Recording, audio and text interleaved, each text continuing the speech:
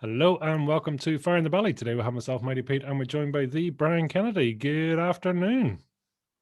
Hiya, Pete. How are you doing? Thanks Oh, for the opportunity to talk to you today. listen, thanks very much for coming on. It's always a pleasure. So tell us, Brian, who are you? What are you doing? Where are you from?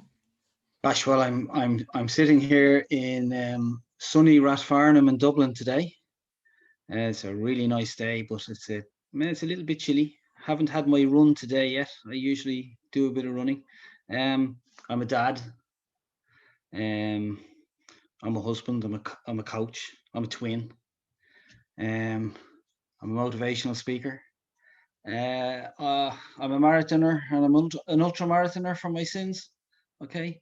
Um, I'm blessed with a beautiful wife and two kids, Simon and Suzanne. Um, I met my wife when she was 16 and I was 18, and we're 40, jeepers, I should get this right, 43 years together, and we're 36 years married. She'll kill me if I get that wrong. Brilliant. Um, and I'll always say I genuinely feel I'm blessed. I've had a successful career in across a number of industries. I have a great faith. I've spent my life chasing what I thought was my dream. Survived 7 armed robberies in a banking career. I've had a football trial in England and turned down a contract. Um, and I suffered mental exhaustion in 2010, working 84 hours a week for an organization that ultimately made me change my life.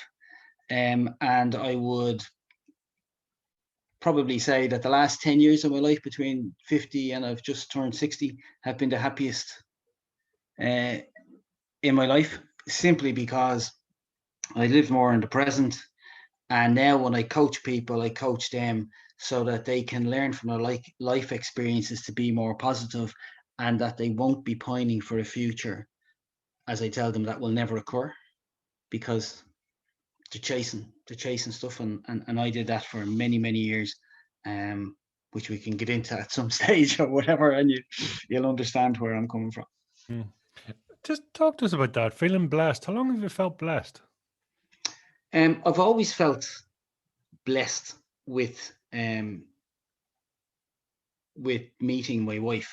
Okay, I can tell you, and I can picture even today walking across the disco floor where I saw this absolutely gorgeous girl, and I was a shy guy, right?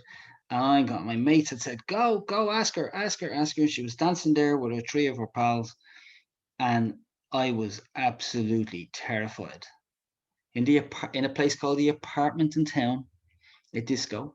And thankfully she said yes, and we had a dance. And I can't dance. I still can't dance to save my life. Um, and I was terrified, absolutely terrified. But I just knew when I met her. I don't think she did, but genuinely, I think I did. This is the girl for me. Okay. And we've been going out ever since. And I don't think I ever really proposed to her. We just decided to buy a house, right? So many, many years later, we were in Mexico and we were walking down this white beach in Cozumel. I think it was Cozumel. And I said to Martina, we were just walking along, and I said, "Did I ever propose to you?" And she said, "Do you know, I don't think you ever did." So I got down on one knee and I asked her, would she marry me? And this was like, what were we, 30 years married at the time? And my two kids are coming down the beach after us going, "Dad, what you doing?" Right? So I can always say that, I proposed to my wife 30 years after the fact. But hey, that's life, But I genuinely am blessed. I am blessed. I'm blessed with my two children. Um, they're healthy. They're well adjusted. They haven't brought the police to the door just yet, which is, hey, I must have done something right. Okay. And I have a very good relationship with my two kids, because I think, because when I grew up in a loving family. My mother was fantastic. She taught me everything. She taught me about respect for women, but my dad was an alcoholic, and my dad wasn't very good to me. I didn't have a really didn't really have a relationship with my dad. And if I'm honest, after I got married, I was probably a little bit terrified of being a dad and what kind of a dad I would be, because I didn't want to treat my children and say things that my father would have said to me. So when I was doing my leaving certificate, so I think we're about, what, 16 and a half, 17 or whatever, when we're doing the leaving, 17 and a half, I failed my mathematics exam because my dad sat on my bed at 4 o'clock in the morning telling me how useless I was. And I got up the next morning, went in and did an exam, absolutely failed it beyond failure. And that's a life learning lesson that I can remember. And when I suffered mental exhaustion in 2010, having been very successful in any job that I had, I've been headhunted to work for 3 different banks in this jurisdiction, which is quite an achievement, but I won't take the credit for the banking crisis just now. Okay. So I'm very good at what I do. And I tell people I'm very good at what I do because you have to believe that. But when I suffered mental exhaustion in 2010, I found myself at home, sitting on the couch. My wife was gone to work and my kids were gone to school and the house was empty. And I sat on the couch with my head in my hands and cried like a baby because I didn't know what was going on. If I'd have broken my arm or broken my leg, I would have been able to kind of say, you know what, this plaster will come off in 10 weeks or whatever and I'll be okay. But I genuinely didn't understand what was happening to me, because if I might go back and take you a bit through the career and stuff, and what I had to sort out in my head to be able to move forward, okay, and get rid of all the baggage. Really, the things that I worked on went right back to my childhood, where my early educators were people who, they didn't say, Brian, you're doing a great job. They didn't say any of that to any of the kids. Okay. I would have been in a classroom, which was a huge, big room. And my teacher, I remember her, she had flaming red hair, curly hair. She wore massive red lipstick. Okay. And she taught us, anyway, and we would face, we'll say, one way in the room, and there was an older class that faced the other way across, okay? And that was taught by a nun, okay? And the nun used to throw the copybooks at the kids from the top of the class because their homework was rubbish, and she used to be very tough on the children. And one day in this lady's class that I was in, she asked me for my religious knowledge book. That'll tell you how I can remember. She asked me for my catechism book. And I stood up at my little desk and I picked up my book and I threw it at her and I sculled her in the head from about like 10 feet. Okay, so I remember being outside the school with my mum and the nun going mad. Did you know what he did? Okay, so it was okay for the teacher to throw the book at the kids, but it wasn't okay for the kids. So you learn what you see. Okay, so those people never really told a child that you're going to be fantastic, you have this gift, you have that gift. Okay, they just told people that they would never account to anything, that they bring them to another classroom to show them up and say, oh, this is Johnny got 8 out of 10 spellings incorrect today, could you all tell him how important spelling is? Okay, and the kid just loses all their self-esteem. And that's what they used to do. And what that did, in my view, was that brought the imposter syndrome into all of those kids when they got older. Because no matter how successful you were in your career, and I can put myself in that situation, when I went into a room, there was a lot of times where, yes, I should be there, but in the back of my head, I felt, am I really good enough to be here? Am I really, really good enough to be here? Okay, so and I went from there onto a private school, and in the private school, they hit you with the cane and they lined you up at the top of the class and they gave you a deadener in the arm when you didn't get your maths homework right. Okay, and you went out and you played rugby, and I played first rugby for years and years and years and years and years. And because you were good at rugby, you got recognized. And then all of a sudden, you started looking for the appreciation of the teachers who recognized you as a good footballer.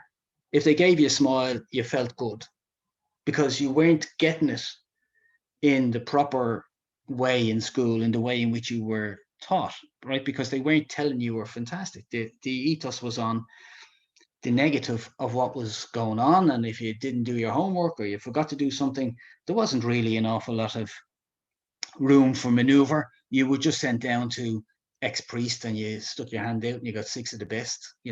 My earliest maths teacher used to come in with a if you think of a Victorian chair where you would have a spindle between the legs of the chair, that's what he used to hit us with when we were kids. And not only did he hit you on the top of your hand, he got you on the way back up as well.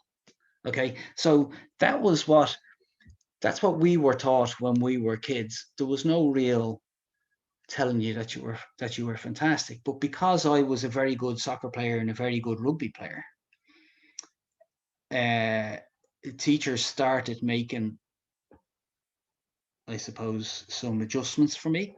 And at one time I failed my maths exam when I was only a kid, and my mother stopped me from playing rugby. You're not going to play rugby anymore because you failed your maths. You need to knuckle down and you need to do. I got 100% in my next maths exam because my maths teacher was my rugby coach, and I was back playing rugby. Okay, this is a silly way the way things go. But when I got older, then I refused to go out and play. If schools rugby, you have the junior cup and you have the senior cup, and I refused to go out and play in the junior cup year. And I had played first rugby all the way up to that.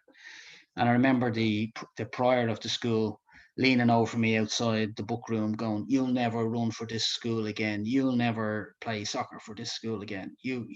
As a 14-year-old, it's very intimidating. But my mother had made many sacrifices to send me to a private school, as my father was an alcoholic, and I wasn't about to let her down. So you've all those experiences that you bring into your adult life, and I would have done my Leaving Cert. I would have finished my Leaving Cert. There was no chance of me ever going to university. Purely whether I got the academic qualifications or not, from a financial perspective, it was never going to happen.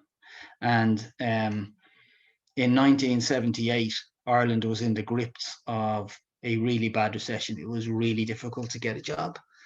And I got a job working for Hallmark Cards in Rathfarnham, of all places. Little did I know I'd end up living in Rathfarnham. Okay. And one of the things I started noticing there, well, two things. One was how business was working. There was the workers, there was the supervisors that wore a blue coat, there was the managers that wore a white coat, there was the office workers that didn't talk to the factory workers. And I'm kind of looking at this going, this is really weird. I'd been working in a pub through school from the time I was 14, so I was used to hard graft and hard work. But going into this environment where genuinely, like, people didn't like each other. Like the supervisor that I had, I remember her treating people really badly. And I remember one day saying, I know I'm only a young fella here, but if I ever get into a position to manage people, I know I won't treat people like this. I know they won't, because this is not right, And I remember I got promoted in that factory, because when I grew up, Pete, it was all graft. It was graft. And what are you trying to achieve? Why are you trying to achieve it? What is it that's driving you? Okay, what is it that's driving you to actually be the best that you can? Was a question I've often asked myself. What was driving you at that time? You know, the main thing I would say, and I know you asked a question about probably the fire in your belly. If we go down that road for a second, okay.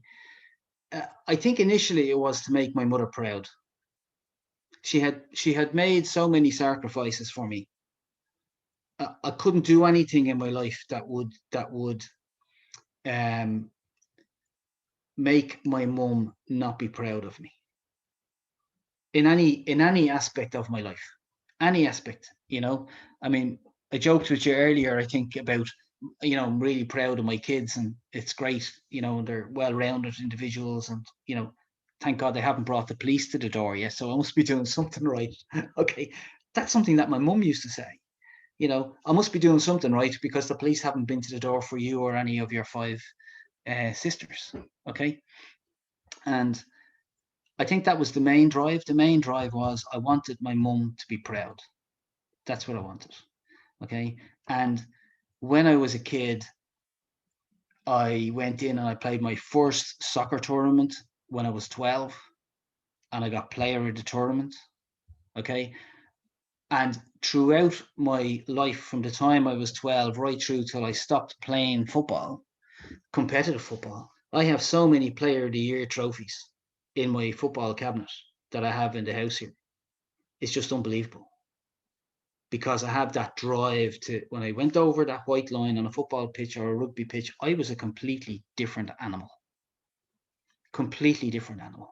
And my wife used to say that because she used to come and watch me play football, and she used to say, I don't know who you are when you play football, because I was aggressive. I was aggressive, and I was competitive, and I think you get that from who you're trying to prove it. Who are you trying to? Are you trying to prove to your dad that you're worthy of some praise? Are you trying to make your mum proud, when actually, do you know what? You realize later in life that you never had to do that, because she always was proud of you. But I used to come home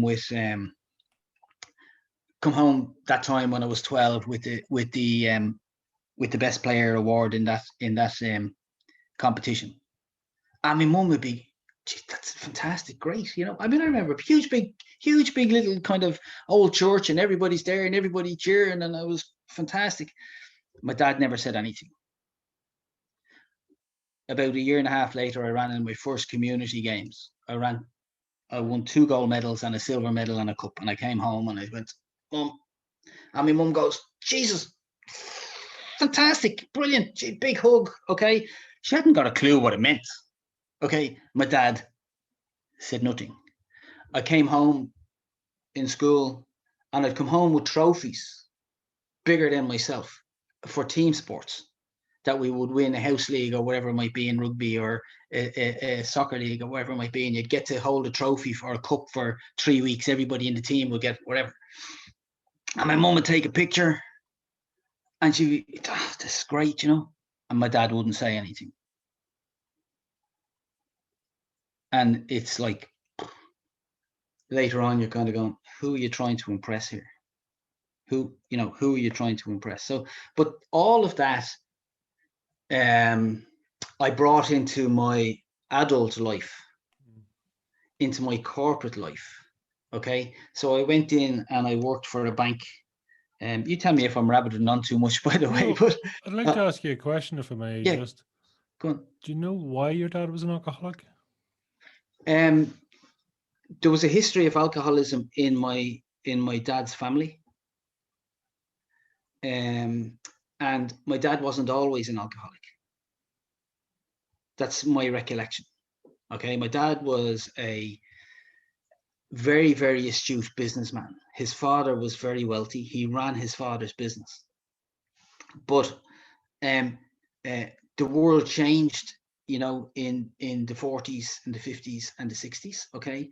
And my dad worked for a company, and I always remember my mother telling me one day he used to cycle from where he lived up to Dundrum, where this company was, and he was less than 2 minutes late, and some guy closed the gate on his face and wouldn't let him in.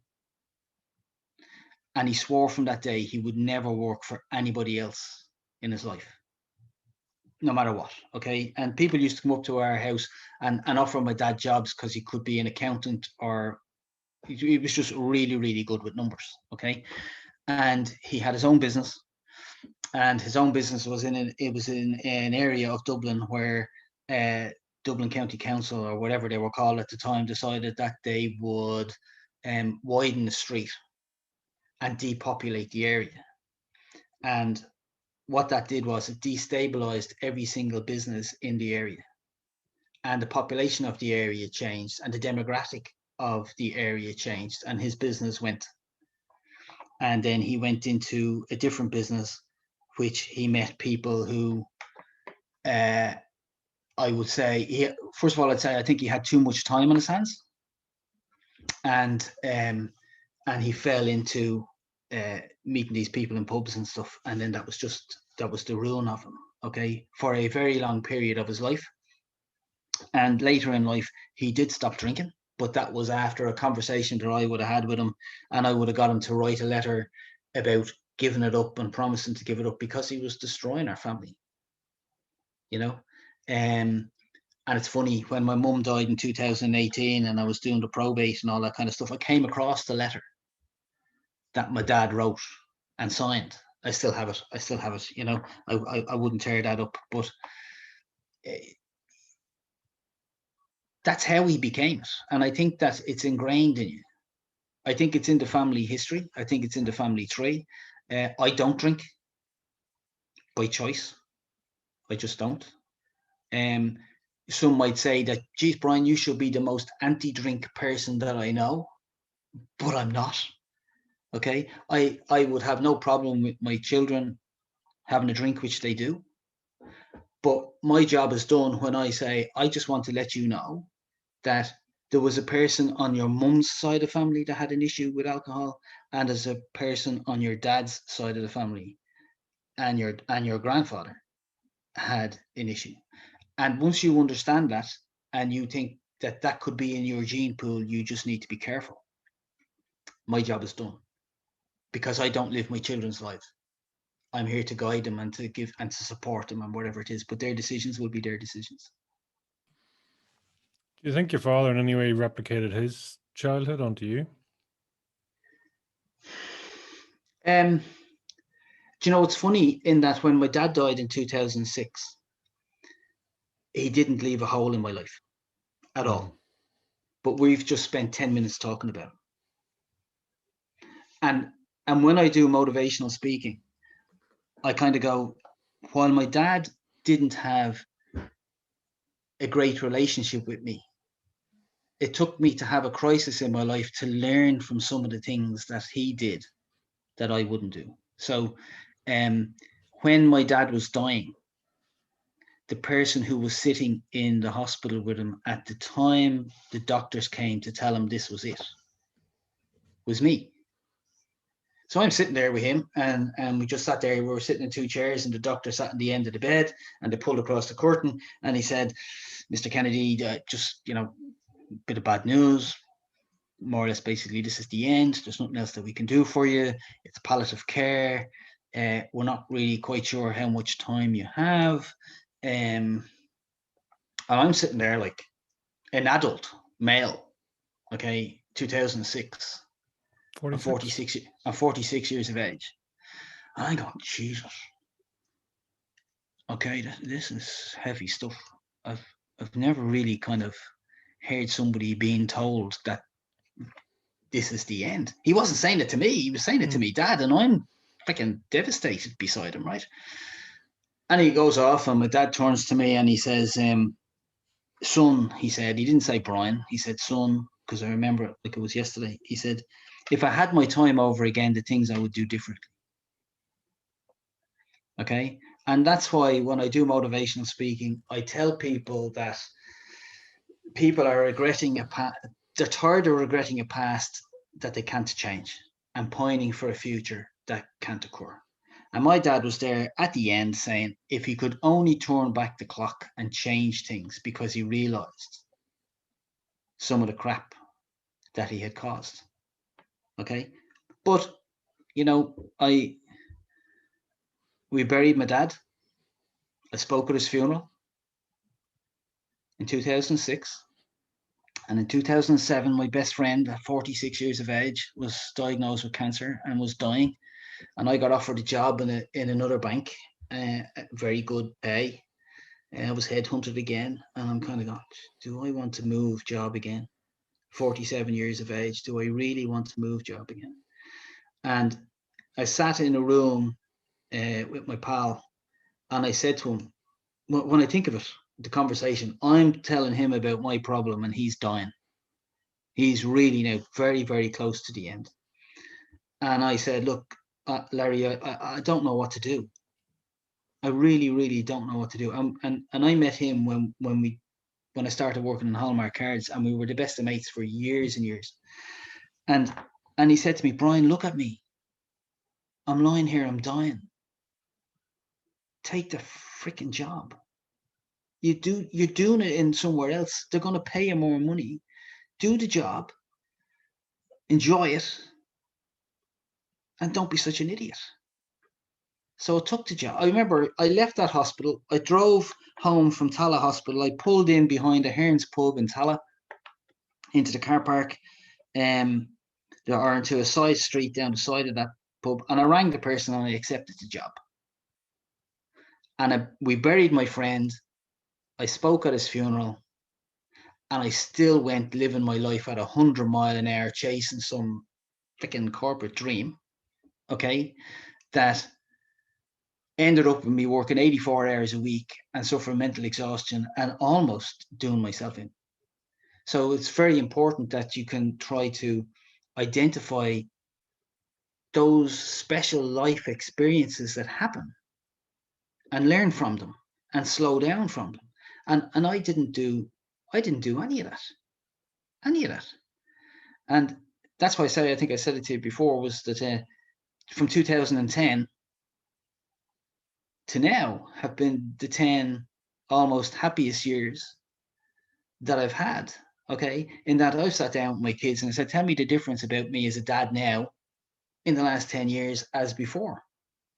And they would tell me exactly, well, you kind of weren't really around, Dad, but you were around, but Mum was the main man. Like, we went to Mum for everything. You were busy. You had important jobs. You had important stuff to do, and we didn't want to be kind of annoying you and hassling you and whatever. And that's very hard to kind of to hear. That's very hard to hear. But then they say, but hey, you've made up for all of that. And it's like that. It's kind of not like that didn't happen, because we had great holidays when they were kids and stuff. And and what's great when your kids tell you, and you've got twins, and you'll find this out, that when they're a little older and your kids tell you, I remember this holiday and we went down to this thing and this was fantastic and geez, it was really good. And you'll be nearly crying going, I had no idea that meant so much to my kids.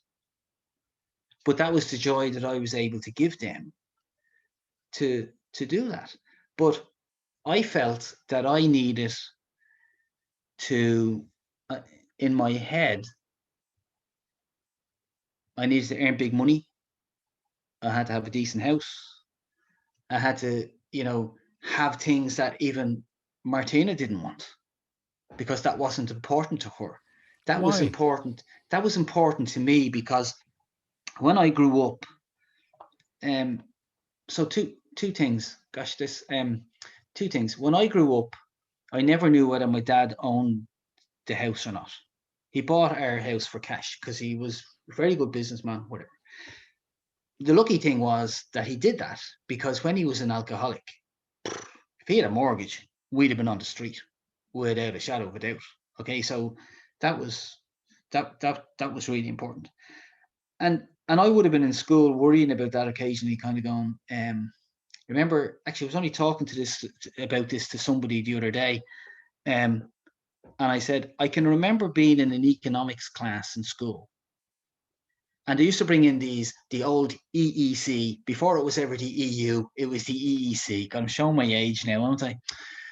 And they talk about what was going to happen in, 1990.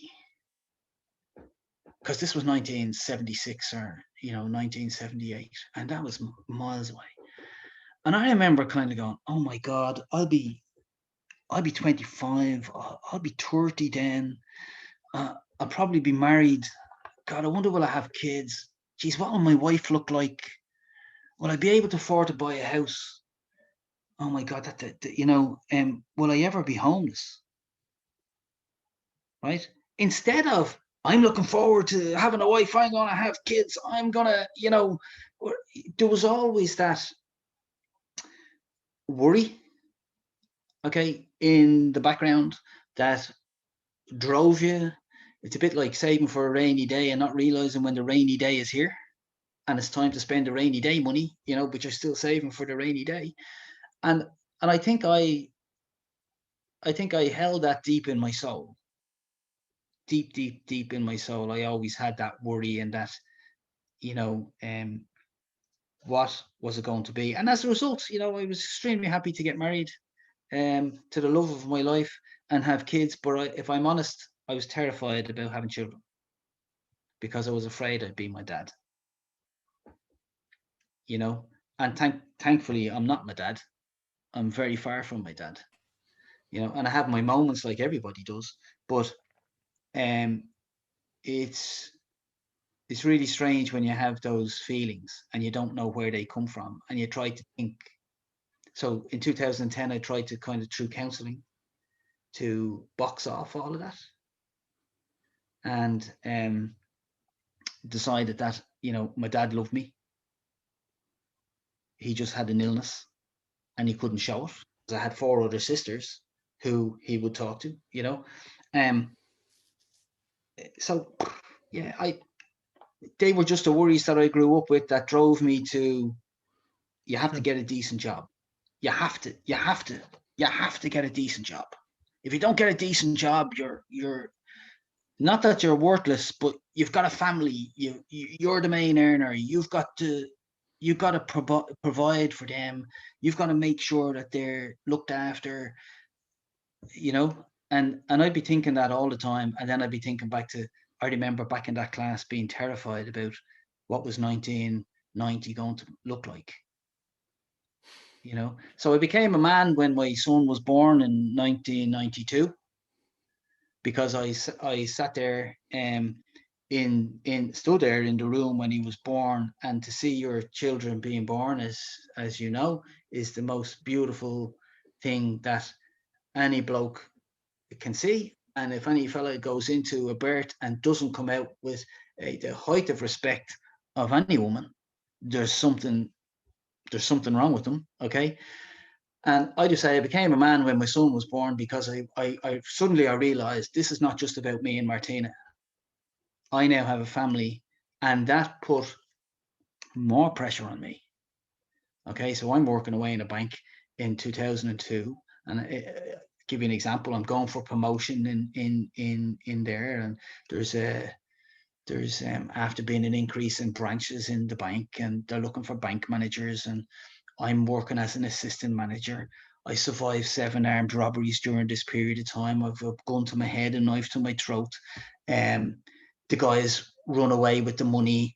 We clean up the place. Occasionally the police would come. If they didn't need to do fingerprint, we would reopen the bank an hour after that and serve customers. So you kind of go, hi, Mr. Pete. Yes, you want to withdraw 10 quid? Yeah, Grant, could you just give me a second? I've just had a gun to my head, but I have to serve you. Okay. And I would be going for promotion. And I remember going for maybe about 5 times I went for a promotion and I didn't get the job.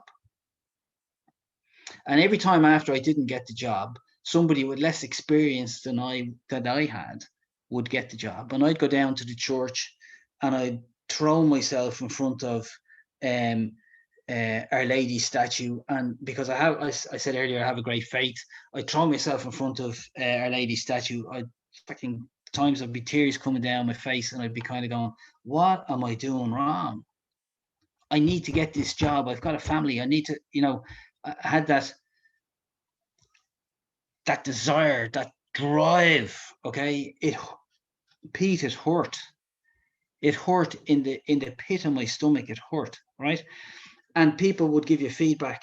Oh, you did a great interview, Brian. You're so close. You just didn't get it. And, and that would be an interview of a panel of 3 people. And they would see you go in for the next interview, the same panel of 3 people, the same panel would reject you again. And you'd have the pain of disappointment and the pain of rejection and,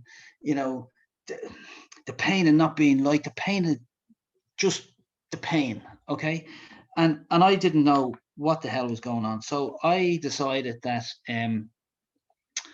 I would change my role within the bank. Okay. And I went back to our head office, and I was working away in our head office, and I cut my teeth in operational management and managing large teams and stuff like that. And promises had been made to me for a promotion, and, I was getting paid way less than what I should be getting paid. And I was doing, and in 1998, my daughter was born. And if I became a man when my son was born, I became a king when my daughter was born, because now I had a princess. And that's the way I looked at it. And if I had a princess, I needed to have an empire. I needed more pressure. There was more pressure to, to succeed. And this was all on me. This was all in my head. My wife had no idea this was going on in my head. Right? This was just what I had grown up with. This was my drive. So I decided I would leave the bank. And in 1999, I left the bank, and I got a phone call from a person who said, Brian, one of our regional managers wants to talk to you. The guy was out sick and he had cancer. And he was one of the guys that had been on many of the 3-man panels who had interviewed me and rejected me. And he heard I was leaving the bank. And anyway, this manager came and collected me, and we drove out to this person's house, and it was a beautiful sunny day. And we sat in this absolutely fantastic garden with the birds singing. And he came out, and the man looked very, very unwell. Okay. As many people do when they have cancer and they're coming to the end. But we sat in this garden, and we had homemade lemonade, and the birds were tweeting in the garden. And I remember sitting in the garden going, I would love a house with a garden like this. I didn't look at his house. I was looking at his garden. Okay. And I'm a very big visualization person throughout, my life. Anyway, the conversation went, and this person said to me, look, Brian, I just wanted to see you, and I couldn't let you go without saying, I want to thank you for all the work that you did over the years. And I want to apologize for not promoting you all those years ago. You were too good at what you did in your business development, and it suited me to keep you where you were. Okay. What a slap in the head that was. No concept of the pain that I had gone through in going home and, feeling useless, feeling defeated, feeling rejection, failure, total failure. Okay. But here I am kind of going, okay, so the guy just blocked me. I am good at what I do. The guy just blocked me. Okay. And I went off it's funny, I went and I got myself a job as a senior manager in the Hertz Corporation, setting up a European service centre in Dublin, in Hertz, and had a great time working there. And within a year of working there, I had moved house. Okay. I was doing long hours. My wife saw a house, said she wanted to move. I said, great, let's do it. She had seen the house, she had viewed the house. I hadn't even seen the house because I was back working long hours. Okay. Setting up a European service centre is, and if you remember, the M50 had one toll bridge, and it could take you half an hour to get through the toll bridge. Sometimes it could take you 45 minutes. 45 minutes on just to get through the toll bridge on your. So it was an hour and 40 minutes to get to work, and an hour and 40 minutes to get back. So your days were long, and we bought this house that we're in now. It has a beautiful garden. It has a pond. The birds come and sit in the garden. I can sit in the garden, and the birds are singing in the garden. And I'm kind of going, you know what? I have exactly what I decided I wanted to have when I sat in that garden when that person told me and rejected me all those years ago. So if you visualize it, you can make it happen. Yeah, that's just a bit of the story, as they say. It's amazing, how did you feel when your dad passed, out of interest? I was very sad when my father passed, but I didn't cry. It was a very clinical process for me. I was more looking after my mother in that time. I went down to the funeral directors. I helped my mum pick out the coffin, put the ads in the paper, did all the everything that you have to do. Was within an inch of my mum all the time, and my sisters were the same. But I was with my mum in the funeral directors because I suppose my mum was old-fashioned, and she felt that the man of the house would be the person who I want to come with me down here, not one of my sisters. Okay. My sisters would be well capable, probably sometimes even more than me. Do you know? Okay. So That in expression, that isn't it? regard, The be the strongest man at your father's funeral. yeah, well, I could talk at my dad's funeral without getting upset. What does that tell you? I could talk at my mother's funeral without getting upset, although my mum left a big hole in my life. But the difference, Pete, there's a difference, okay, in that because I had changed my life in 2010 and I was more mindful and I was living more in the present, okay, and if you like, I'll just skip to a bit to when my mum was passing. We were very lucky to have my mum till she was almost 91. Okay, and she ended up the last 3 years of her life, 3 months of her life in the hospice, in the care of the hospice, because she had cancer. It was very painful cancer. It was bone cancer, and even getting her out of bed and putting her in a chair that was full of bubble wrap was painful for her. And it wasn't possible to have her at home. And I used to have conversations with my mum if she said, I'd really like to be at home. And I'd say, well, look, we take it home, no problem. But when you get it, you know what the pain is like. And I don't want you to be in a situation where you get a breakthrough pain, because the breakthrough pains could be absolutely phenomenal. I can't wait to call a doctor, to get you into an ambulance, to get you to A&E, for somebody to realize what you've got. And all that time you're in a heap. I don't want you to have that. And my mum realized that and was very, very happy to go into the beautiful setting of the hospice, where they looked at, we could go in, we had a rota, there was always somebody there. Okay, there was always somebody there. And she had a nurse that used to sing to her. They used to sing a duet at 11 o'clock every night, my mum and this Filipino man. It was amazing, the thing.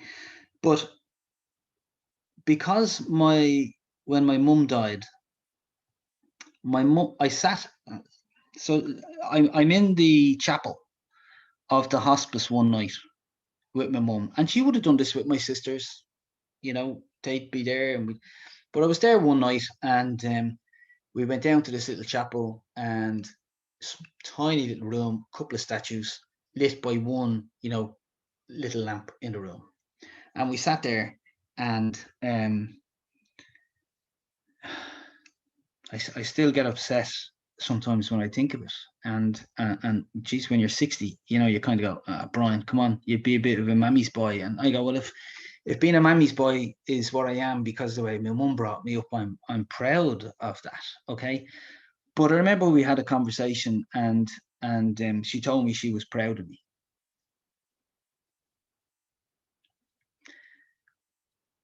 and I took she kind of fell asleep. We said a few prayers and she fell asleep in the chair. And I took a picture of us holding hands and I put it on LinkedIn a while ago because she was 3 years dead. And I hadn't shared that picture at any time. I just felt it was the right time to do it. Okay. And, you know, my mum was a person who had great faith, was ready to die, believed where she was going, and died a most peaceful death that you could imagine. That helped me understand when my time comes, there is nothing for me to be afraid of. Okay, nothing. Completely opposite to my dad. My dad didn't have a fantastic faith. When he really got bad, I had to go out of the room, and it would have been me that would talk to the doctors about no resuscitation. It would have been me that told the doctors, listen, you know, can you go and get the priest for me to anoint him? I had to whisper in my dad's ear, I'm going to get a priest to anoint you. Is that okay? Because I genuinely didn't know,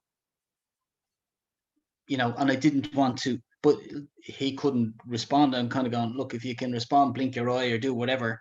And the hilarious thing about it was that the priest came in, and when the priest put his thumb on my dad's forehead, the alarm beside the bed went off and frightened the bejesus out of everybody. Okay. And the nurse came in, what's the story? And I don't know, right? But he got blessed. And where, you know, wherever, please God, wherever he's gone, he's in a good place. But it was really surreal in that happening, you know. But chalk and cheese in the way in which they died. Chalk and cheese. Okay. Both people having cancer and whatever. But my mum left a big hole. My dad didn't leave a hole.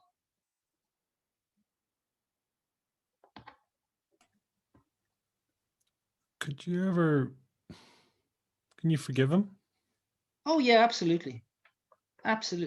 So okay, so when I suffered a mental exhaustion in 2010 and I went for some counseling, the counseling is great because you know, you have all the answers within you, right?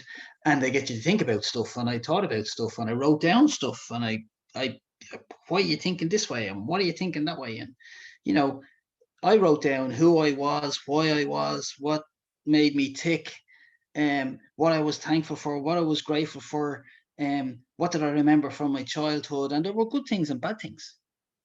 Okay, now I boxed off all of that in 2010, Pete, to the point where when I was going back to work, if I was worrying about what people thought of me, if they thought I'd had a nervous breakdown and would I have to walk around eggshells around me, one of the things that I realized was, you know what? I don't care. Okay, I don't care what you think of me. And today, what I'd say to people is, when I do a motivational talk, if they take something out of it, great. If you don't, I don't care. And I don't care if you don't like me. And that's a really strange place to kind of be. And it's not in an arrogant way. I don't mean, you know, if you don't like me, I don't care. But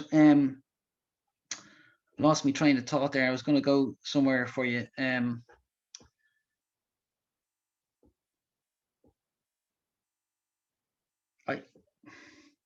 I don't care if people don't like me, but I know who I am. I know what I stand for. I know what my values are now. Okay. When did that now happen? Sorry? When did that now happen? I mean, you talked about the 2010, you talked about counseling and going through that. I mean, was that almost an overdue process? Was that just something that came out quite quickly for you when you started to work on yourself? Yeah, it came out quickly when I wanted to work with myself, and I just thought what I was going to say to you. So I thought I had everything boxed off. I was very happy in from 2010. I was doing certain things. I had I sat in a chair as an interim head of in a particular bank. It wasn't where I wanted to be, but I was happy to sit in it for a little while because I had learned, you know what, that chair that I was chasing for 25 years that I now have, that's not what I want. That's not what I want. Okay. And when I was running marathons, I was running marathons for me, as part of learning about myself. And if you've run a marathon, you'll know, you find out a bit about yourself when you're running 26 miles. And if you run 63 kilometers, you'll find out even more about yourself. Okay. Because I tell you what, you go right down into the deepest part of your soul. And I don't know how people do 100-mile races. I don't have that in my hip at the moment, but I'd love to do one. But in 2015, I ran the Connemara Ultramarathon. Happy days, great, fantastic. Wasn't about the time, 7 hours 10 or something I did it in. Okay. It wasn't about the time for me. It was about the challenge and about the money that I was raising for kids with congenital heart defects. Okay. So if you can imagine you're coming up to the finish line of a race, a marathon or whatever it might be. Okay. You're 10 yards from the line. There's nobody there to see you. Okay. Martina was back in the hotel because I said, look, sweetie, you go and have a wander around Connemara, do some shopping, whatever it is. You don't need to stand in the rain looking at me being, running 7 hours. Okay. And I'm coming up to the line and I'm kind of going, I'm just coming up to the line. I'm just running. I'm doing the best I can. My mind is blank. There's people there all lined up. People are clapping you. Well done. Congratulations. And I'm 3 yards from the line and I'm not thinking anything. And I go across the line and I punch the air and I go, there, Dad, I'm not useless. 5 years after I thought I had boxed off everything. 5 years of positivity, 5 years of mindfulness, 5 years of changing my life. That, I can tell you, was the real boxing off in my head of the past, of everything that I strived for. And I've even been more calmer, if that's possible, since that. And that amazed me because 2 yards from that line, I had no idea I was going to punch the air and I was going to shout, there you go, Dad, I'm not useless. I wasn't running, didn't go to run an ultramarathon for my dad. Didn't do it to prove to him that I wasn't useless. But there was something still back there in my subconscious that, I obviously needed to prove. And that was a completely unconscious reaction. There you go, I'm not useless. Stick that where the sun doesn't shine. All right. And it amazed me. And I remember, walking up to get my medal, kind of going, where the flipping hell did that come from? Where did that come from? So our mind is an amazing thing. I find, I'm a lover of language, as perfectly imperfect as it is, and interesting. I find, when you talk about your father, you use a lot of I statements, and when they talk about you, you talk about, you use you, and almost referring to yourself. It's just interesting the way that you refer to yourself in different ways. Yeah, didn't realize that, but yeah, it's probably the way you think, the way you've thought about the different people. Sure. The way I talk about my mum, the way I talk about my sisters, the way I talk about my kids, the way I think we just talk. Everybody's different. Wasn't aware of that now. I wasn't aware of that, but is that a bad thing? Probably not. I'm my own person. There's no resistance in the layers. I mean, sometimes, I would say it's sort of more obvious that, people are screaming at themselves, as you say, they boxed off certain areas, and when they dip in, they change tenses and they talk about themselves, in the third person, or they refer to, so, but here there's no resistance between the layers, but it definitely is like a separate part, a separate compartment, and it's always interesting when people switch in that, because I couldn't quite place it, but the you part of you was, I would actually say, more kinesthetic, more feeling, but the I is more visual. So it's just interesting the way we think about things, Yeah. Well, I'm definitely a visual person. in visualizing what I want to do. You know, I would have always wanted to drive a BMW at one stage, and I always drive BMWs now, right, for years and years. But when I didn't have a BMW, I had a BMW sitting on the top of my computer. Yeah. Okay. Do you understand the psychological reason for doing that when you do that? Sometimes no, you know, but it's there, and you're subconsciously always driving towards that. And then you get it. You go, hey, I always wanted to have a BMW. You know, you find yourself saying something like, I always wanted to have a BMW. Yeah, you did, because you had it on your computer. Oh, did I? Okay, yeah. Well, that was just a car I liked. You know, I could have put a picture of Martina up there, you know, for something to look at. But yeah, it's weird the way we communicate and the way we talk about different people in our lives and ourselves. But take me back. What did Mini Brian? What was he like, and what did he want to do when he grew up? Mini Brian, yeah, you're gonna love this. Mini Brian was short, skinny. Well, started off blonde and turned to ginger. Okay, mad curly hair, which was rife for some lads to decide to kind of like have a go. Sorted that out pretty quickly in school. Okay, I remember one guy deciding that he was going to try and bully me in school, and we decided that we would meet at 11 o'clock by the long jump in the field down by the swimming pool in the school where I went to, and we did. And I suppose for me, I was kind of planking it a bit, okay, because this guy was bigger than me, and I'm not really a person that's into confrontation, but actually I will defend myself. And anyway, we met and gave the guy a few digs and walked away, and never had any problem after that, because although I went to a private school, I was very used to playing football in a public park where you got into scrapes and whatever, and some of the lads in the private school weren't exactly streetwise and stuff like that. So solved that. And when I started working in Hallmark cards, I still had mad kind of ginger hair, and I wore glasses, and my nickname was the Milky Bar Kid. So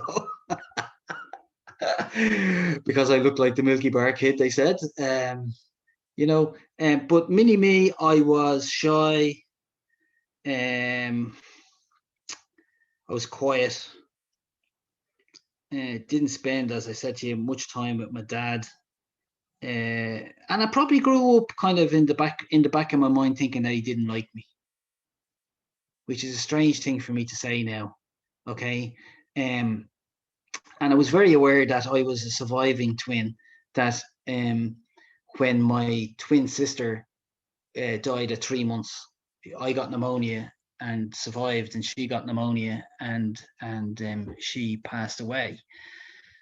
People back then waited on what the doctor said, and the doctor was due to come back to our house within a certain period of time. And by the time he came back, my sister had deteriorated so much that she passed away.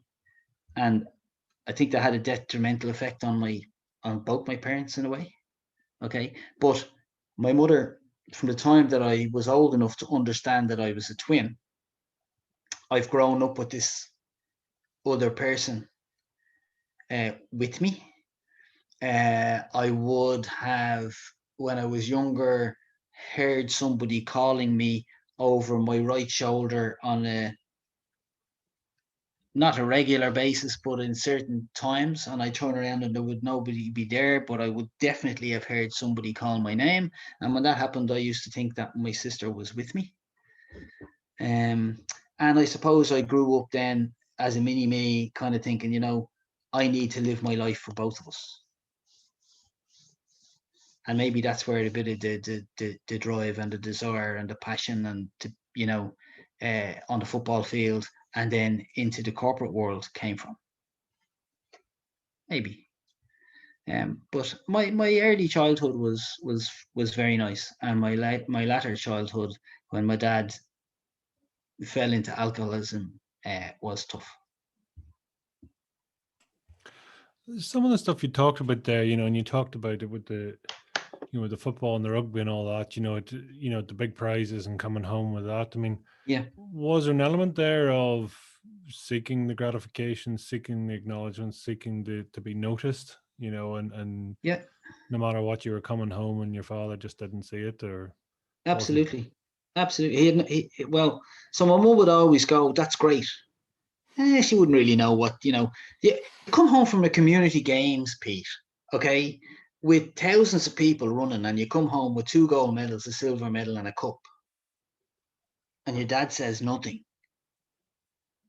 okay, and and later in your life, in 1999, you decide to leave a bank that you've worked with for 19 years, where you have the stability, well, relative stability of a 4% mortgage, and the interest rates had been 17% in Ireland at the time, up to those years, right?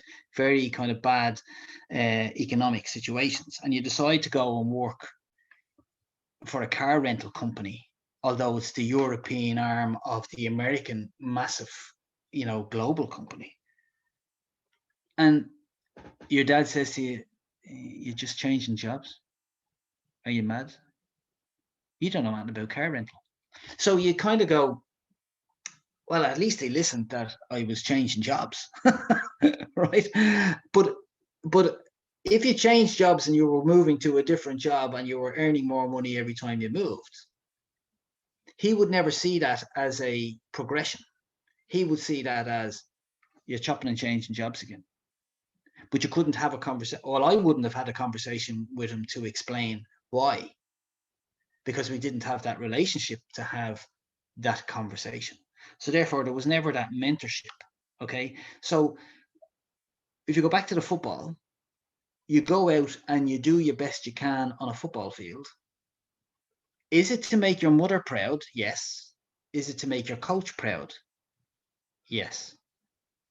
So are you looking for the gratification of a coach to say, "You're a great footballer, congratulations, well done, that's great"? And that's the difference. You're getting that father figure, well done, from somebody who, is a football coach. All right.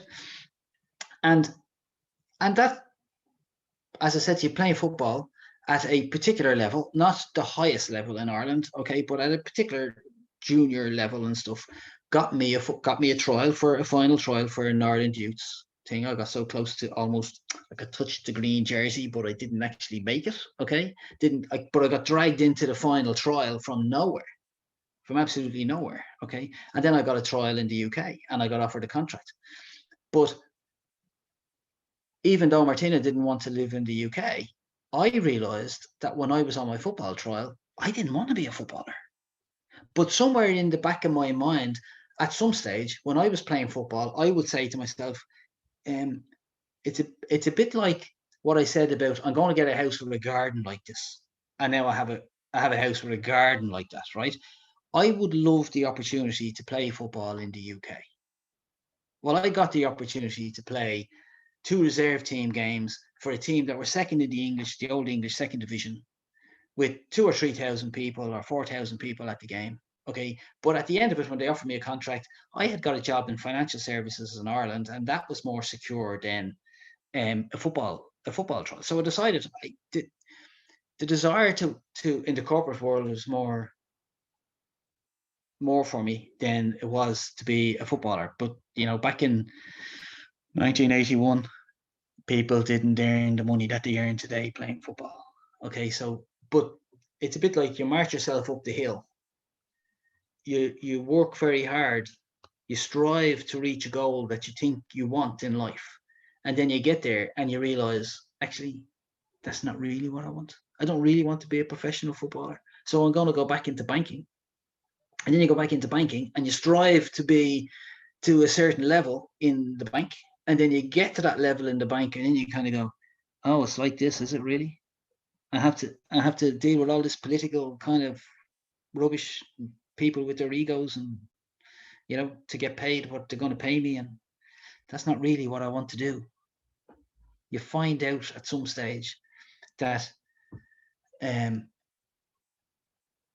if you're not careful, you're driving towards the wrong thing.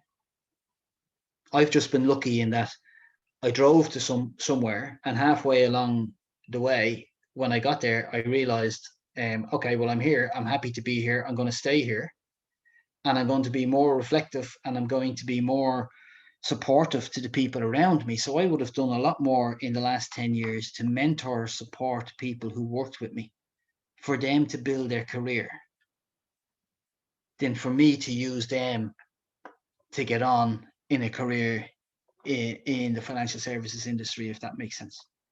And I can look back, and anybody who feels the need to look at me on LinkedIn can look at any of the recommendations that I have on LinkedIn. And I'm looking back now on a career, and I'm kind of going, I'm actually quite proud of what those people said about me. I'm actually quite proud, because I treated people right. They said very nice things about me. There's a lot of people in a lot of organizations that I'm still pals with, that I could still meet for a coffee. My old boss back in 1999 in the Irish Permanent, who, not the chap who used me and told me I was great at what I did, and that's why he held me back, but the chap who gave me the opportunity to build my career in operational management, we still meet for a coffee every now and again, which I think says a lot when you're able to build relationships. And so my parents did lots of things good for me.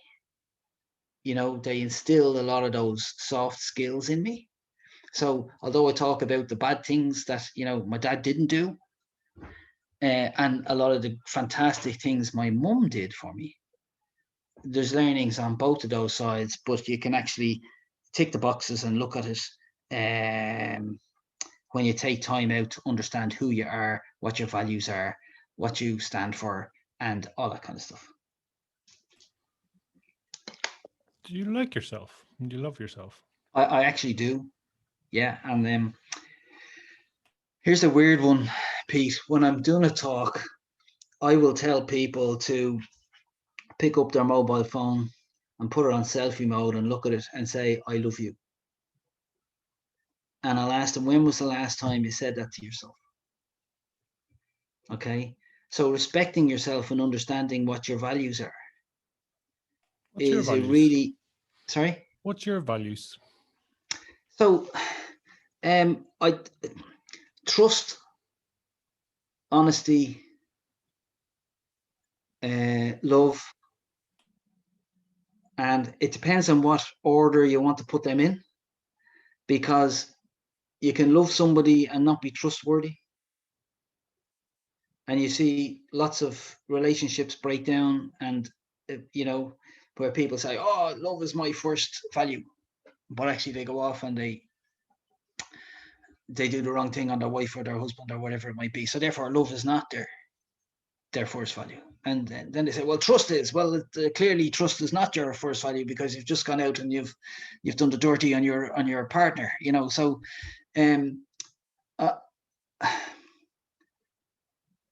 I would never cheat on my wife. I can absolutely say that categorically with my hand on my heart. I would never cheat on my wife. I don't care what's put in front of me. I wouldn't do it. And that's down to the fact that the respect that I have for her, the love that I have for her, the values that I have for her. And it's a difficult one to, it's a difficult question, but they're the three. Trust, love, and what was the loyalty? Probably would be one of the ones. Okay, because too many times in the corporate world, people demand your loyalty, but they don't give it back to you. And you've only got to look in the financial services industry at the moment with, all the changes that are going on and everything that they ask people to do, and there's very little loyalty given back.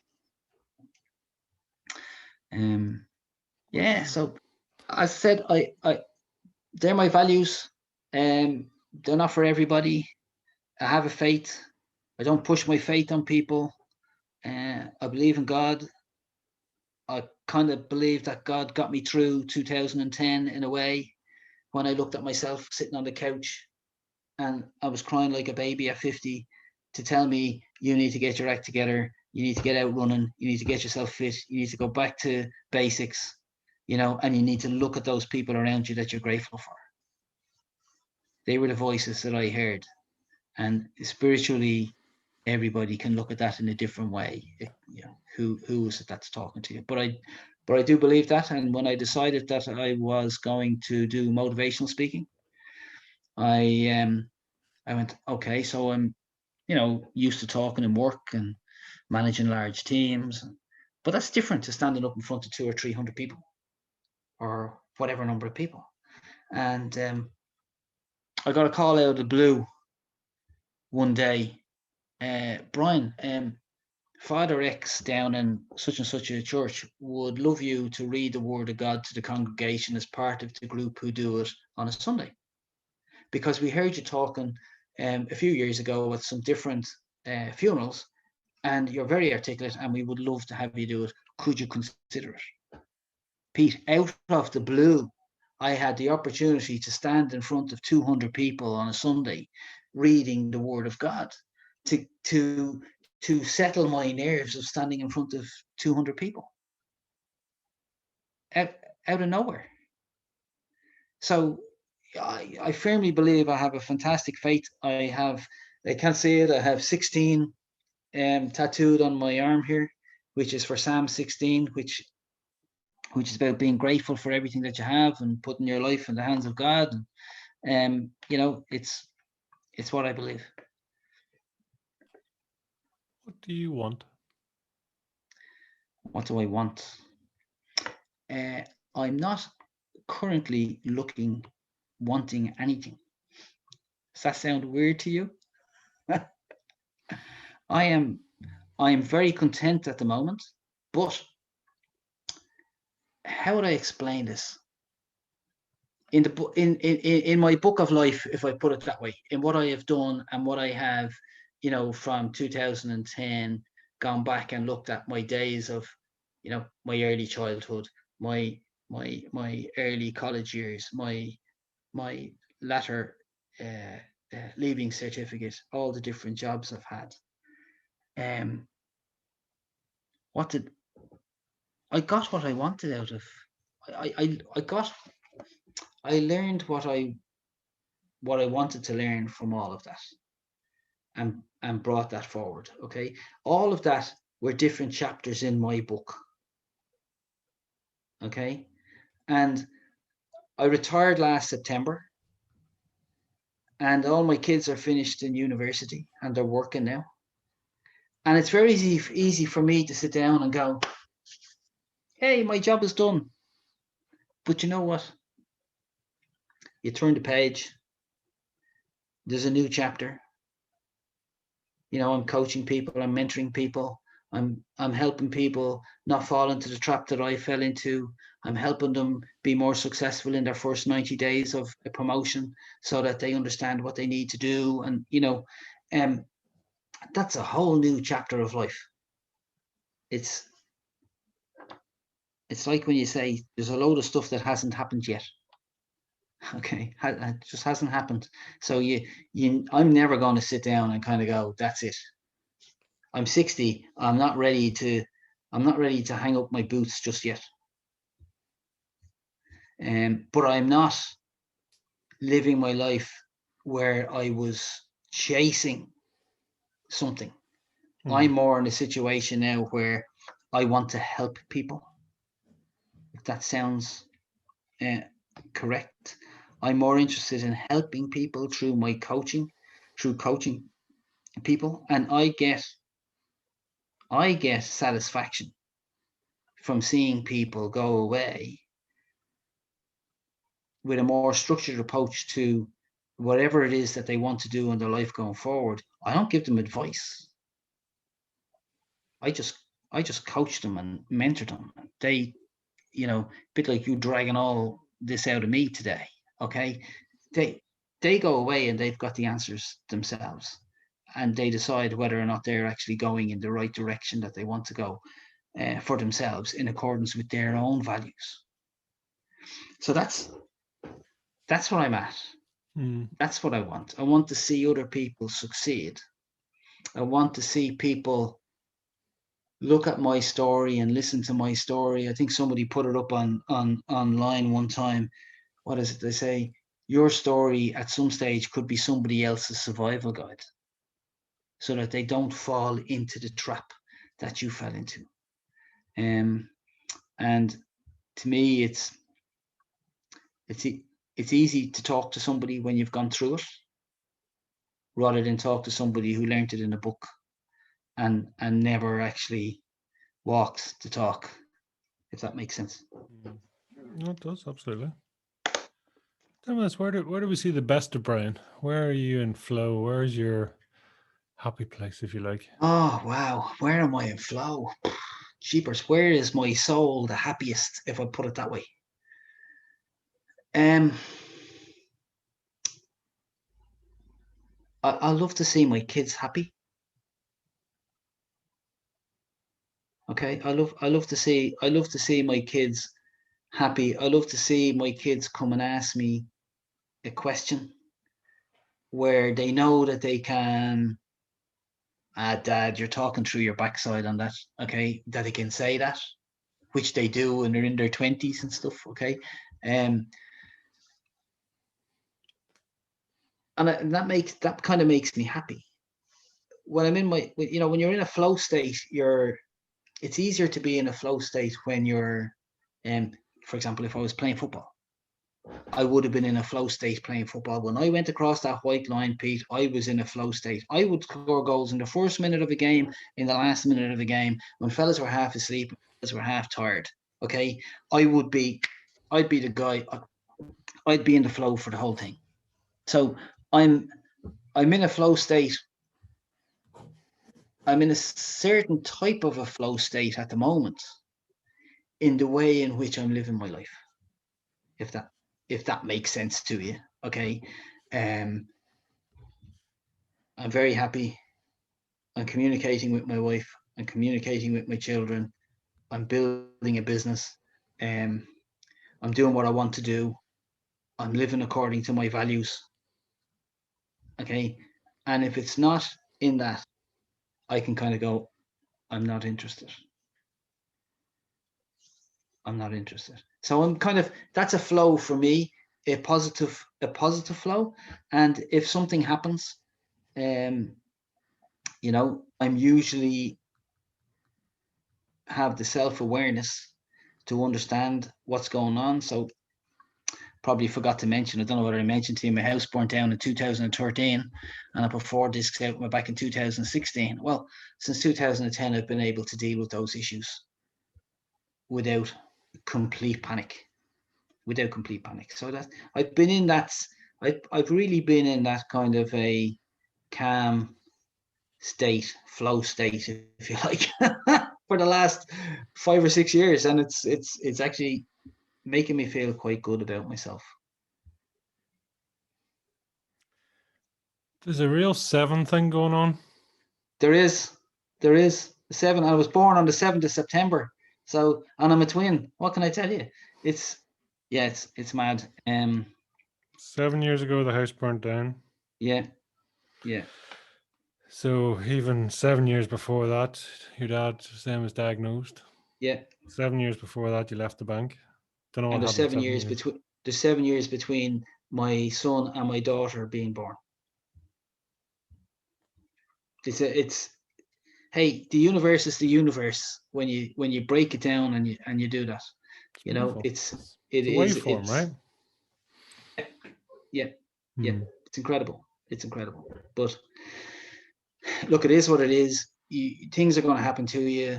When my house burnt down, my son came home from college and he made his dinner and he left the cooker on and burnt the whole half the house down. And I got a phone call at work telling me that the house was burning, and I drove home behind the slowest car you could ever meet. But I sat behind that car in Leopardstown. It's a one-way. It's a kind of very skinny road or whatever.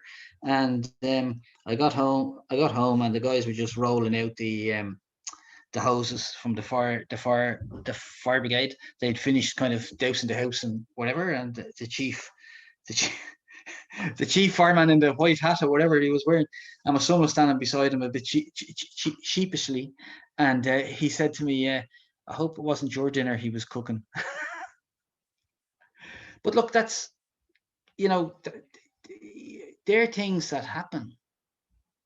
And depending on how you're living your life, you react. You know, everybody has loads of stuff that's happened in their lives. I've just given you some, you know, people are going, oh my God, you know, 7 armed robberies, your house burnt down, you put 4 discs out and you're back in April and you wound up Dublin Marathon in October that year. Yeah. But that doesn't mean that there's not other people out there that could be as positive in their responses to all that things that happened. You know, there's lots of great things that happened. I met the wife of my dreams. I've got 2 beautiful children. I have a very nice house. I'm financially secure. You know, for every bad thing that's happened, there's fantastic things for me to be grateful for. Okay. And that's why when I do my talks, I make sure that I have a balance in both of them. It's not about poor Brian and why me and, you know, whatever, but it's to get the message across that you can have that.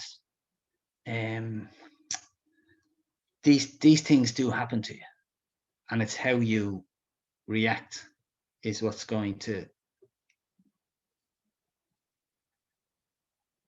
you know, affect you in the future.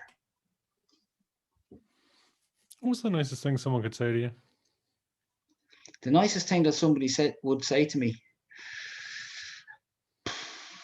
was a few of them in the recommendations that are on LinkedIn, to be perfectly honest with you, from my corporate business. I just think that the nicest thing anybody could tell me was that I was what you see is what you get, and what you see is the authentic Brian. Okay. And you get to see the loyal Brian, and you get to see the trustful Brian. And if I can help you, I'll help you. And if somebody, I don't think I've ever had somebody say, do you know what, he's a whatever. I genuinely don't, unless I was on a football pitch and I was kicking someone, you know. I've always been very respectful, Pete, of anybody. My mother brought me up at the time before anybody spoke about diversity. My mother brought me up to respect everybody. It didn't matter your religion. And we would have been looking at things about the Troubles in the 60s and the late 60s and the 70s when I was beginning to kind of realize, when I was 11 and 12, what was going on and whatever. You know, everybody, we're all human beings. We're all different, but we're the same. And we all have to work together, and we all have to live together. Okay. And when I went for any job in the corporate world, never once did I think that I was better than any woman that applied for the job at the same time as me because I was a man. Never, ever did that strike me in my head. Okay. Because my mother brought me up to say that person is doing a job, they're applying for the role the same as you, they have the same qualifications, they're quite entitled to that role. You need to respect them, and you need to, you know, work with them. And never ever did. So that's why diversity and all that in the workplace and everything that people talk about now was not new to me. I'd be kind of going, what do you, because that person is black, you wouldn't give them the job, or because that person is yellow, you didn't give them the job, or because that's a woman and she has a baby, that you wouldn't give her the job.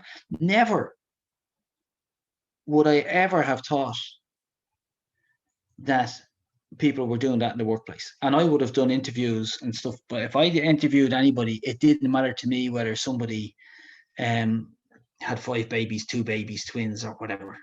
Didn't, because my mother brought me up to believe that we're all the same.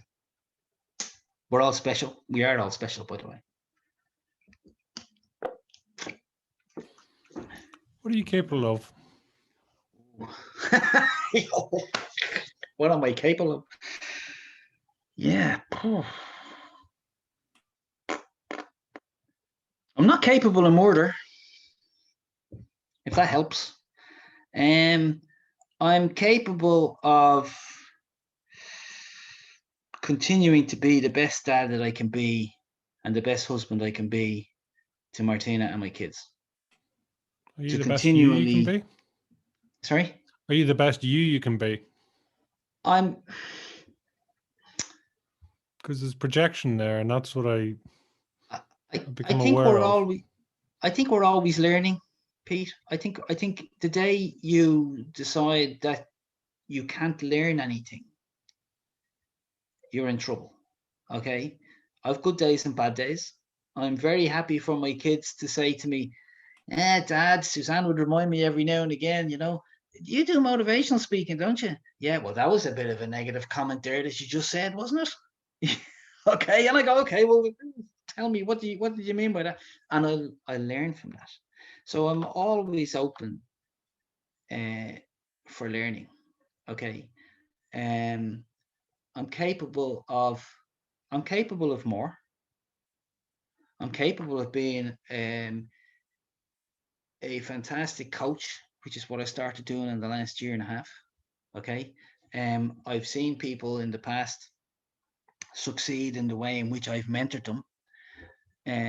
I'm just doing it now as a business. So I'm capable of growing my business. I'm capable of putting myself out there and being a better coach. I will continue to stretch my boundaries into the future. Just because I'm 60 doesn't mean I'm sitting here with a pair of slippers on. I'm not, by the way.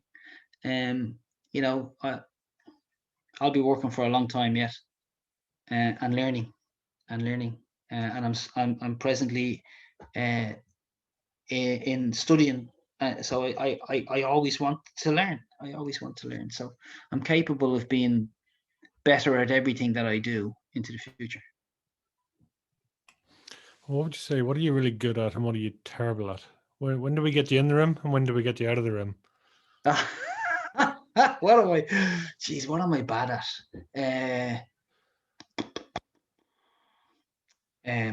I am bad at telling bad jokes. Okay. I have a very good sense of humor, by the way. I don't think I've told a joke for a while, actually, but I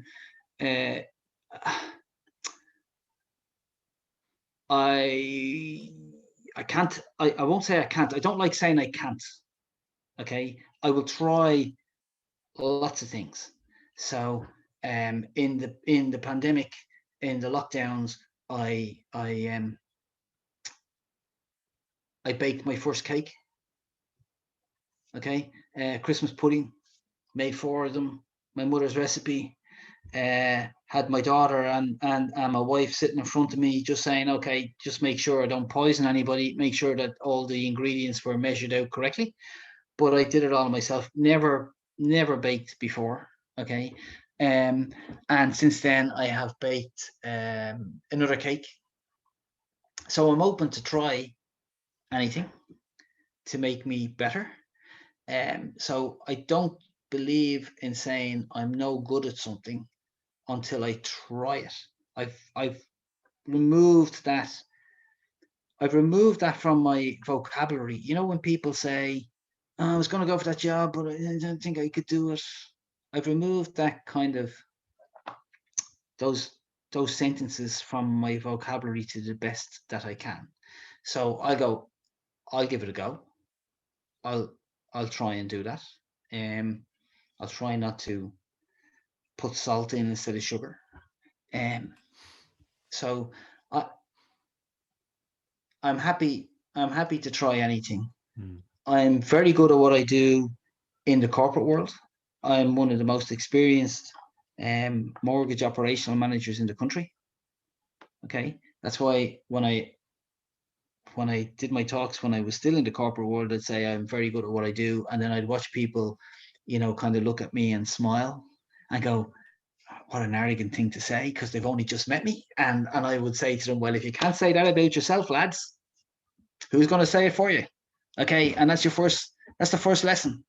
You know, look at yourself and tell yourself that you're very good at what you do, and don't be telling yourself that you can't do things, because you can. You can run a marathon, you can run an ultra marathon, you can bake a cake, you can bake a second cake. Okay, I learned how to cook omelets, I think 2 weeks ago. So at lunchtime, if my wife's working and my daughter's doing university stuff, Brian's in the kitchen making omelets, and they're kind of going, "Not another omelet, Dad. Not another omelet." But I'll do it, and I'll learn to do it until I get it right. So what's on the bucket list, the manifestation list, the love list, whatever you want to call it? What's out there? Yeah, the cheapers, the bucket list. Travel is on the bucket list. Okay, because I think what's really important is that you don't put off travel until you're too old to be able to do it. I've always felt that. Okay, so I've been to Australia several times. I've been to America. Anywhere I go, I try to run. I told you I'm a runner. I try to kind of, run around volcanoes or run up mountains and whatever in Spain or the Canary Islands or something, because I like to do that. Or ran through New York just before the pandemic. So travel is on my agenda. Route 66 is on my agenda. California is on my agenda. Los Angeles is on my agenda. Las Vegas is on my agenda because my wife wants to go to Las Vegas. Okay, actually, if you ask me what am I bad at, I'll tell you, cards. Playing cards, I am useless. Okay, hopeless. So if I go to Vegas, my hands will be in my pockets. I cannot, for once, I will say, I cannot play cards. I can't concentrate. I'm not your ideal gin rummy partner, so that the bucket list is making sure I look after my kids. So I will I'll make sure that my kids are looked after. If I wasn't here, Martina, we will spend a lot of time together. When the pandemic is over, we will do some traveling. We've already kind of sat down and mapped out some places that we would like to go. And this will be news to my kids if they're sitting here listening to this, later. They will be looking after Luna the dog. Okay, because she won't be going to dog care because the dog is so used to somebody being at home at the moment. She gets anxiety if you go to the shops for 5 minutes. So she's not going to survive, a week or two in some kennel. So yeah, travel while we can, while we're young enough to be able to do it. Go back and see a few places. I have a place in, sorry, when I say I have a place, I don't mean I have a place. I was in a place many years ago called Kawana Waters in Australia, near Brisbane. And it is on my bucket list to go back there because I just thought the place was fantastic. I just go there and I'll have a run and I'll play in the big waves and all that kind of stuff, and it'll scratch that itch that I have to go back there for all the years that I had other things to do. So I've been there. There's other places that I want to see. So why would I go back there when I've already been there? But I will in this chapter of my life book, which I'm writing at the moment, by the way, Pete, called The Bulletproof Banker. Don't know when it'll be out, but I've a bit of it done. I have another couple of book titles for you, but I'll tell you after. Okay, good stuff. So yeah, look, that's just the bucket list is so important. But travel is the main thing, and looking after my kids and making sure that if I wasn't around, I like to think that I've left some kind of a legacy.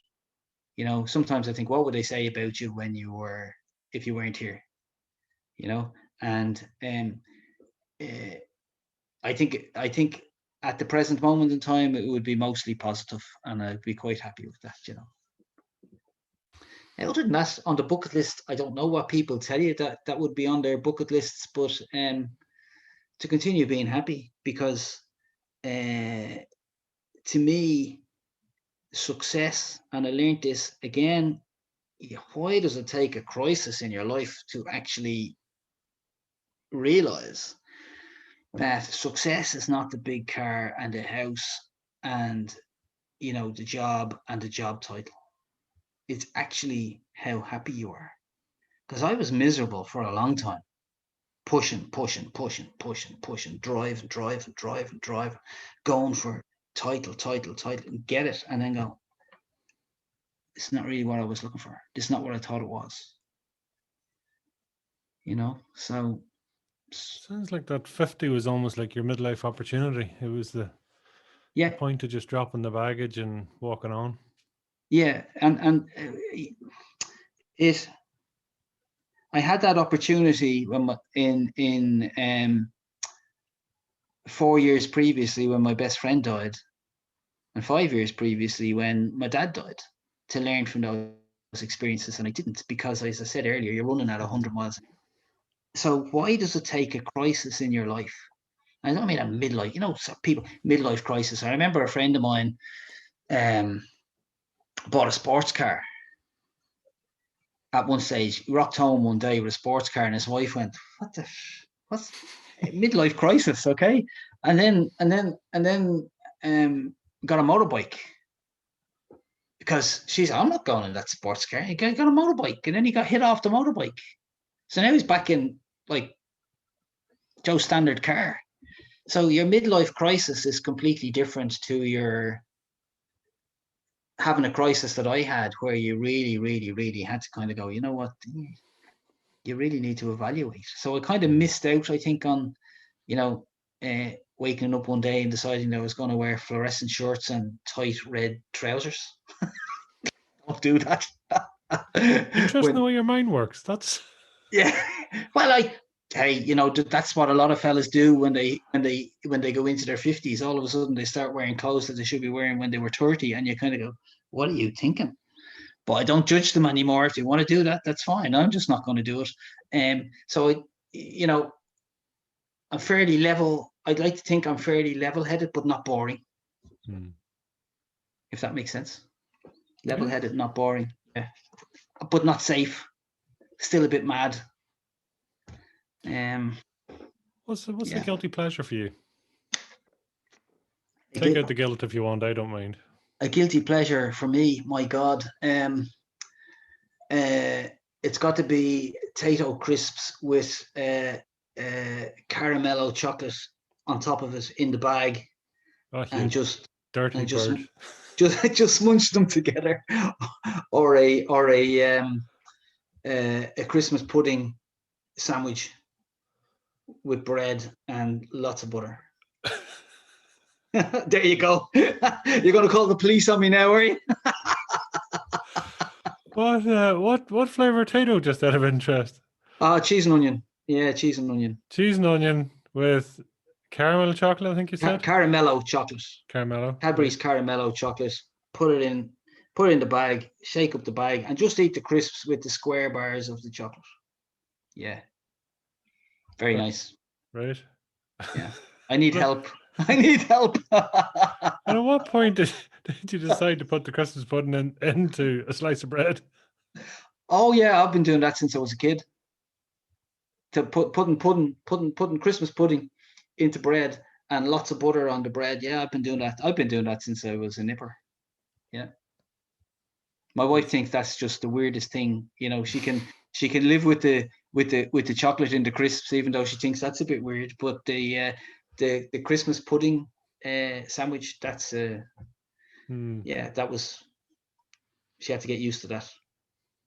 Hey, she's had 40 odd years to get used to it, 43 years to get used to it, so she should be used to it by now. In many, many, many years from now, what would it be good to put onto your headstone? What would you like to go out with? Oh, jeez, what would I like?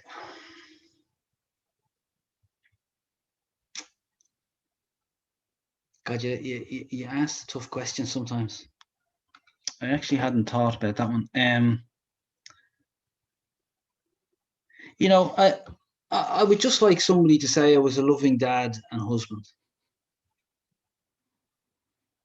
And be recognized for somebody who did the best for their wife and their kids and their family that they could, and that,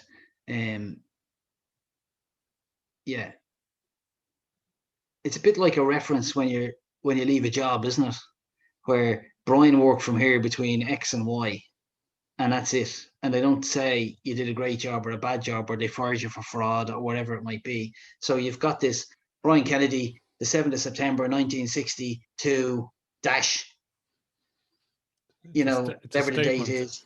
Yeah, and the dash is so full of everything that person has done, and you want to have an inscription, or do you want to have an inscription? Do you need to have an inscription that encapsulates what that dash represented?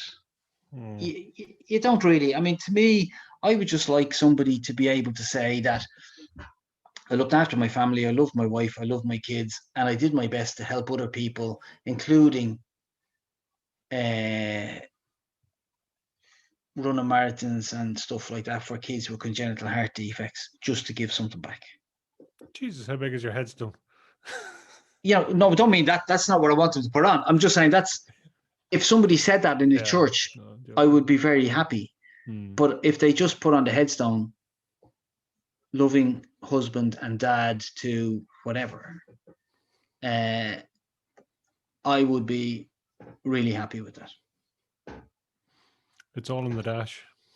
It's all in the dash. Hey, it's not. Yeah, is it a dash or a marathon? There you go. There's a lot in the dash. So many different variants on that. Yeah. So come here, Brian. If we were to describe your fire in the belly in 1 or 2 words, what would it be? Your fire in the belly in 1 or 2 words, what would it be? My passion, my family,